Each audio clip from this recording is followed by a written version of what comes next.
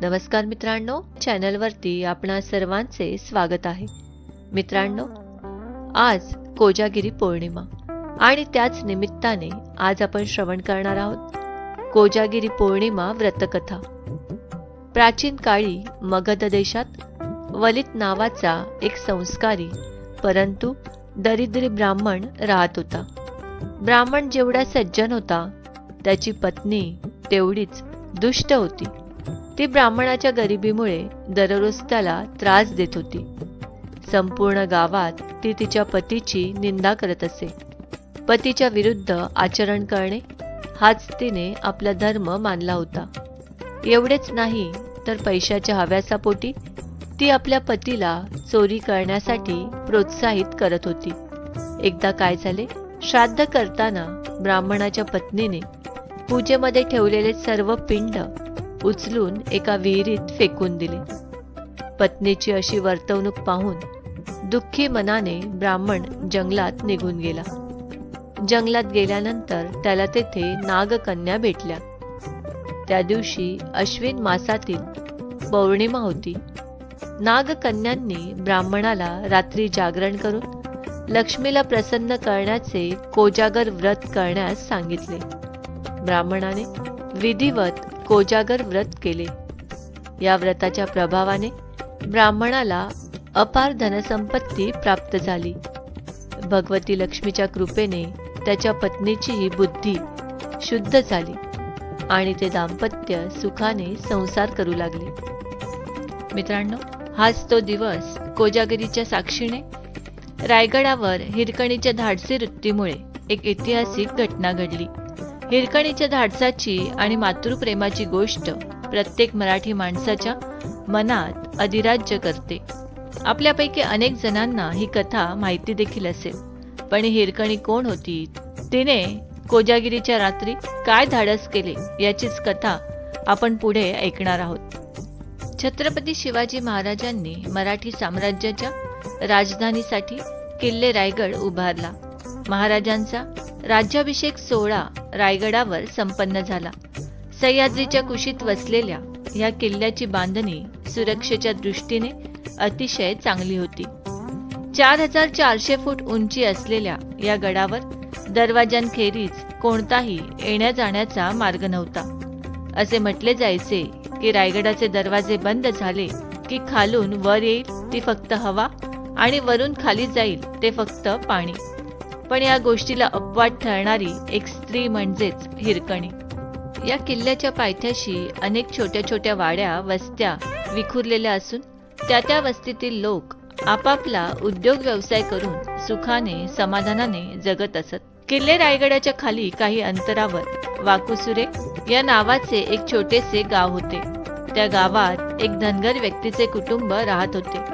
घरात त्या व्यक्ती समवेत बायको हिरा व त्यांचे एक तान्हे बाळ राहत असे. दूध विकून मिळणाऱ्या पैशातून ते कुटुंबाचा उदरनिर्वाह करत असत. त्याची बायको रोज सकाळी गडावरती दूध विकण्यास जात असे. हिरकणीने दुधाचे माठ गच्च भरून घेतले. तिच्या काळजाचा तुकडा अर्थात तिचे बाळ एका शेजारीण बाईकडे ठेवले. दूध विकून येईपर्यंत त्याची काळजी घेण्याची विनंती केली. एवानं हे सगळं करेपर्यंत तिला गडावर जायला तसा बराच उशीर झालेला. दूध विकून आपल्या संसाराला 4 पैसे मिळावेत हीच तिची अपेक्षा. ती गडावर जाताच गल्लोगल्लीत ती मोठ्याने म्हणू लागली, दूध घ्या, ताजे ताजे दूध, लोणी, ताक, दही घ्या. एव्हाना तिची दूध संपत्ती विकेपर्यंत सूर्यास्ताची वेळ झालेली. नियमानुसार इशाऱ्याची तोफ होताच गडांचे विशालकाय दरवाजे कर्र आवाज करत बंद झाले. किल्ला बंदिस्त झाला. गडावर हळूहळू अंधार पडू लागला. हिरकणीला तिच्या बाळासाठी घरी जाण्याचे वेध लागले. ती झपाझप पावले टाकत मुख्य दाराजवळ आली. द्वारपालाने तिला बाहेर जाता येणार नाही असे सुचविले, परंतु तिचे मातृप्रेम वात्सल्य तिला शांत बसू देत नव्हते. हिरकणी परोपरीने त्यांना विनंत्या करून म्हणत होती, मला जाऊ द्या ना, माझे लहानगे बाळ एकटेच आहे. भुकेने व्याकुळ होऊन माझी वाट बघत असेल. तिथल्या पहारेकऱ्यांना हे ऐकून खूप वाईट वाटले, पण राजांचा नियम मोडता येत नव्हता. हिरकणी मात्र आपल्या बाळासाठी सारखी रडून त्यांना जाऊ द्या असं म्हणायची. परंतु महाराजांच्या नियमापुढे कुणाचाच विलाज नव्हता. आता तिचं लक्ष फक्त आपल्या बाळावरच होतं. काय करावं आणि काय नाही तिला काहीच सुचत नव्हतं. एव्हाना नियमानुसार गडावरच्या तमाम अतिथीची मोजदाद झाली होती. त्या मोजणीमध्ये हिरकणीही होती. शरीराने ती गडावर होती, पण तिचे मन तानुल्याकडे वाऱ्याच्या वेगाने धावत होते. काय करीत असेल माझा सोन्या? तुला भूक लागली का रे बछड्या? आई दिसत नाही म्हणून रडून रडून थकला असशील, असे अनेक विचार तिला धर्मशाळेत सतावू लागले. तिचा पान्हा अनावर झाला. रात्र बरीच झाली. गस्त करायची फेरी गस्त घालून निघून गेली. गडावर सर्वत्र सामसूम झाली. हिरकणीने बाहेर येऊन गडाची पाहणी करायला सुरुवात केली. आता मिळेल त्या मार्गाने आपण इथून निघायचे असा ठाम निर्धार करून गडावर इकडे तिकडे फिरली. अखेर तिला कोजागिरीच्या चंद्राच्या प्रकाशात एक मार्ग सापडला. तो मार्ग कसला? साक्षात मृत्यूचा सापळाच. असो, आपण आता इथून निघायचं. रडणाऱ्या बाळाला शांत करायचं. त्याची भूक पूर्ण करायची. ते सर्व याच वाटेने उतरून करायचे असा विचार करता करता पुण्या एका पहारेकराने तिला अडवून चांगलाच दम दिला. आपल्या बाळासाठी उतावळी झालेल्या हिरकणीला त्याचा राग आला. आपल्या बाळाच्या ओढीने सैरभैर झालेल्या हिरकणीने रागाच्या भरात एक भले मोठे लाकूड उचलून त्या पहारेकऱ्याच्या डोक्यात मारले. क्षणार्धात तो थाडकन खाली पडला. त्याचा शेला घेऊन तिने कमरेभोवती घट्ट आवळून बांधला. त्याचे एक टोक गडाच्या तटबंदीच्या एका दगडाला बांधले. खालच्या खोल खोल दरीत असंख्य वटवाघुळे चित्कारत होती. रातकिड्यांच्या किरकिरीने शांतता भंगत होती. टिटव्यांनी टिव टिव करून रात्रीच्या भयानकतेत भर घातली होती. घुबड पिंगळे यांनी नुसता उच्छाद मांडला होता. एका मातेने वात्सल्यापोटी स्वतःच्या जीवाची पर्वा न करता केवळ बाळापर्यंत जाण्यासाठी अक्षरशः त्या तटबंदीवरून खाली उडी घेतली आणि मग तिचा खडतर आणि जीवघेणा प्रवास सुरू झाला. या भयंकर प्रवासात कड्याकपारीतून पुढे जाताना झाडाझुडपांनी काट्याकुट्यांनी तिचे कपडे टराटर फाटले. सर्वांगाला खरचटले. सारे कातडे सोलले गेले. हिरकणी असंख्य जखमांनी घायाळ झाली. असह्य वेदना होऊ लागल्या. शरीरातून रक्ताच्या धारा वाहू लागल्या. तिच्यातील विलक्षण मातृप्रेम कशाचीही पर्वा न करता या वेदना व दुःख ते संयमाने पचवीत बाळाच्या ओढीने हिंमत न हारता मार्गक्रमण करीत होती.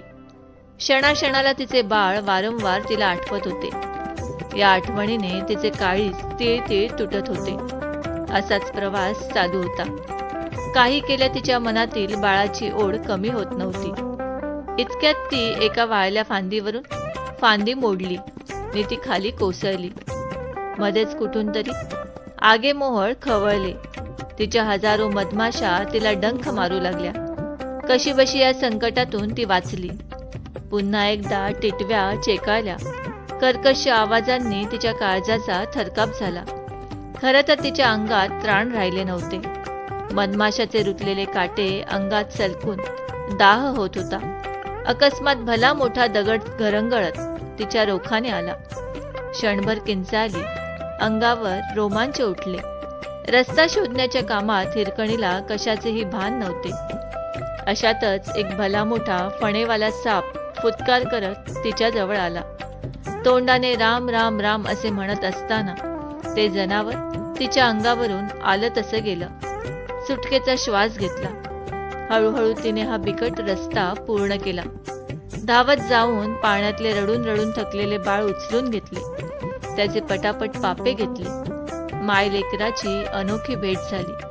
बाळाला दूध पाजून ती मनोमन सुखावली. तिच्यातील वेदनेची जागा आनंदाने घेतली. मातृप्रीतीची अमर कहाणी. धन्य धन्य ती हिरकणी.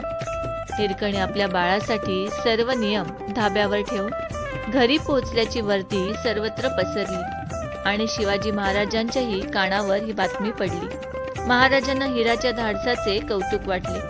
पण दुसरीकडे रायगडाच्या सुरक्षिततेची काळजी वाटली. हिराला मान सन्मानासाठी गडावर बोलावण्यात आले. तिला साडी चोळी देऊन सत्कार करण्यात आला. रायगडाच्या कडाला तटबंदी बांधून बुरुज बांधण्यात आला. त्या बुरुजास हिरकणीच्या पराक्रमाची साक्ष म्हणून हिरकणी बुरुज हे नाव देण्यात आले. हा सन्मान होता तिच्या मातृत्वाचा आणि धैर्याचा. ती म्हणजे मातृत्वाचं आणि धाडसाचे प्रतीक. आज करिअर आणि मूल यांचा योग्य ताळमेळ साधत यशस्वी लाखो हिरकणी आपण आपल्या आजूबाजूला पाहतो. कोजागिरी पौर्णिमेनिमित्त त्या सर्व हिरकण्यांना मानाचा सलाम. मित्रांनो, कोजागिरी पौर्णिमेचे महत्त्व, कोजागिरी पौर्णिमा शुभ मुहूर्त, पूजा विधी तसेच कोजागिरी पौर्णिमेचे आरोग्यदायी फायदे याविषयीचा व्हिडिओ याआधी आम्ही बनविला आहे. तो जर व्हिडिओ आपण बघितला नसेल तर तो व्हिडिओ देखील आवर्जून बघा. त्या व्हिडिओची लिंक डिस्क्रिप्शन बॉक्समध्ये दिलेली आहे. तसेच लक्ष्मी मातेला प्रसन्न करून घेण्यासाठी या दिवशी कोणते उपाय करावेत ज्याने आपणास अपार धनसंपत्ती प्राप्त होईल याविषयीचा व्हिडिओ याआधी आम्ही बनविला आहे. तर ते व्हिडिओ देखील आवर्जून बघा. मित्रांनो, आम्ही अपेक्षा करतो की आम्ही सांगितलेल्या माहितीचा तुम्हाला सर्वतोपरी लाभ होईल. माहिती आवडली असल्यास ही माहिती तुम्ही मित्रपरिवाराबरोबर शेअर करा आणि अजूनही जर तुम्ही चॅनलला सबस्क्राईब केलं नसेल तर आमचे नवनवीन व्हिडिओ पाहण्यासाठी चॅनलला आजच सबस्क्राईब करा. धन्यवाद.